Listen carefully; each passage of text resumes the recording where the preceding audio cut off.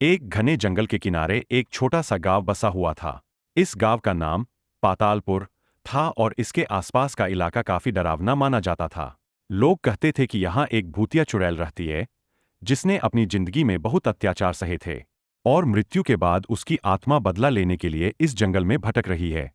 पातालपुर के लोग उस चुड़ैल के किस्से सुनकर कांप उठते थे, खासकर रात के समय, जब जंगल में से अजीब अजीब आवाजें सुनाई देने लगती थीं। कहानी की शुरुआत बहुत साल पहले हुई, जब गांव में सावित्री नाम की एक औरत रहती थी। सावित्री बेहद खूबसूरत थी और उसके सौंदर्य की चर्चा दूर दूर तक होती थी। लेकिन उसकी किस्मत खराब थी। शादी के बाद उसके ससुराल वालों ने उसे खूब यातनाएं दीं। उसके पति ने भी कभी उसकी परवाह नहीं की और एक दिन क्रोध में आकर उसे मार दिया। सावित्री की आत्मा ने दुख और दर्द में तड़पते हुए दम तोड़ दिया और उसके मन में अपने अत्याचारियों के प्रति गहरी नफरत और बदले की भावना भर गई। मृत्यु के बाद भी उसकी आत्मा को शांति नहीं मिली और उसने एक चुड़ैल का रूप धारण कर लिया। धीरे धीरे पातालपुर के लोग अजीब घटनाओं का सामना करने लगे। रात के समय जंगल से एक सफेद साड़ी में लिपटी एक औरत दिखती थी, जो गांव के पास जाकर भयानक हंसी में ठहाके लगाती थी। उसकी बड़ी बड़ी लाल आंखें किसी को भी भयभीत कर देती थीं। लोग कहते थे कि सावित्री की आत्मा को शांति नहीं मिली है और वो अपने दुखों का बदला लेने के लिए गांव में भटकती रहती है। गांव में एक बार एक साधु आए, जिन्होंने सावित्री की आत्मा को महसूस किया।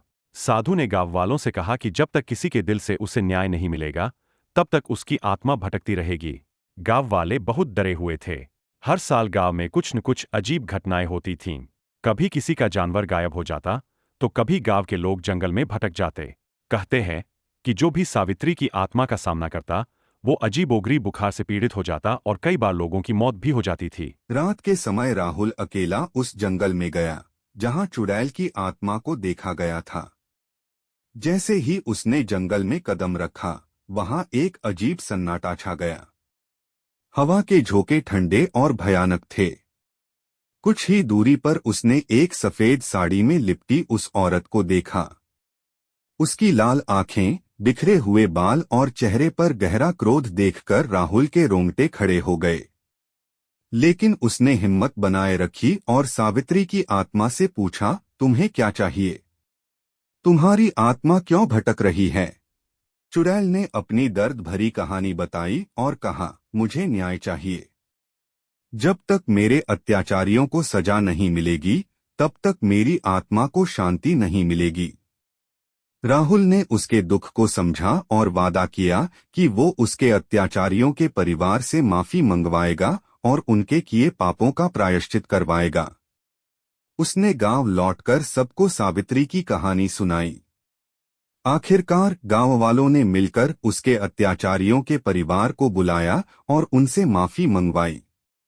साधु की सहायता से एक पूजा का आयोजन किया गया और अंततः सावित्री की आत्मा को शांति मिली। आज भी लोग उस जंगल से गुजरते समय सावधानी बरतते हैं, लेकिन चुड़ैल की वह हंसी अब कभी सुनाई नहीं देती। पातालपुर गांव में सावित्री की आत्मा की कहानी एक सबक बन गई कि किसी के साथ अन्याय करना कितना घातक हो सकता है और कैसे मौत के बाद भी इंसान की आत्मा बदला लेने के लिए भटक सकती है।